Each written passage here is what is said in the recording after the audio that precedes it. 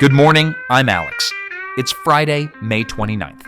Today, the Fed is holding rates steady, and what that means for your borrowing costs right now, supply chain diversification has moved from strategy to survival for importers, and food inflation just posted its worst monthly number in nearly 4 years.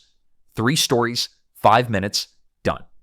The Federal Reserve has held interest rates steady at every meeting this year, January, March, and April. And the Fed's messaging is that cuts are not coming until there is clear evidence inflation is moving back toward target. With April CPI running at 3.8%, that clarity is not there. Rate cuts are not on the near-term table. For small business borrowing, the practical picture is this. Current SBA 7 loan rates are running from 9.75 to 14.75%. Business lines of credit at traditional banks are in the 5.5 to 9.75% range. Online lenders are higher.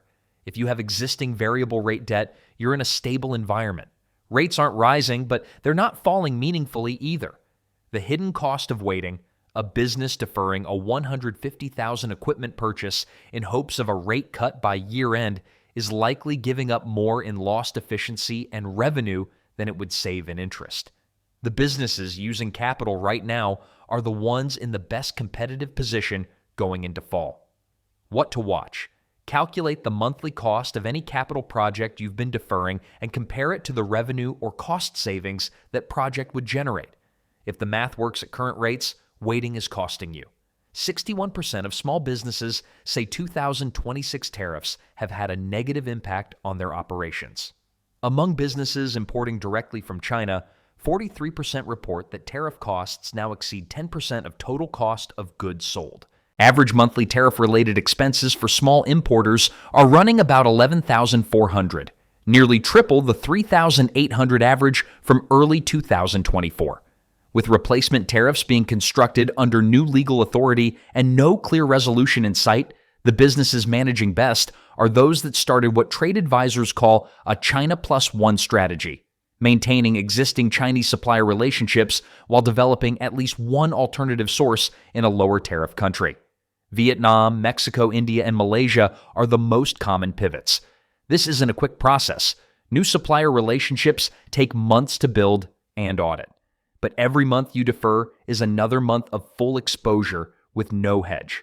There's also a negotiation angle being underused. If you've been absorbing 100% of the tariff cost yourself, your current supplier is benefiting from that margin. A renegotiation conversation, backed by competing supplier quotes from alternative markets, is worth having now. What to watch? Identify your single highest cost imported product category this week and get at least 2 competing quotes from non-Chinese suppliers. It doesn't commit you to anything, but it immediately creates leverage in your existing supplier conversation. April food inflation numbers are the most difficult in years for restaurants and food service businesses. Grocery and food costs rose 0.7% in a single month, the biggest monthly food price spike in nearly 4 years. The drivers: drought-related domestic crop shortfalls, higher fuel costs filtering through the entire food supply chain, and tariff pass-through on imported food products and packaging. Forward projections are not encouraging.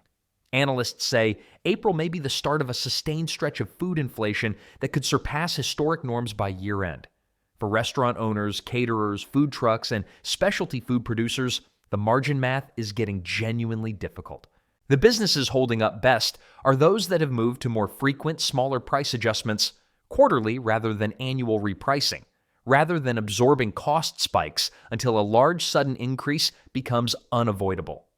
Smaller, more frequent price moves are easier for regular customers to accept than one big jump that feels like a surprise. What to watch? Pull your 3 highest cost food ingredients this week and get current quotes from a secondary supplier, both to know your actual fallback cost and to create competitive pressure on your primary vendor before summer contracts are set. That's your Friday, a full week of news for the people running this economy.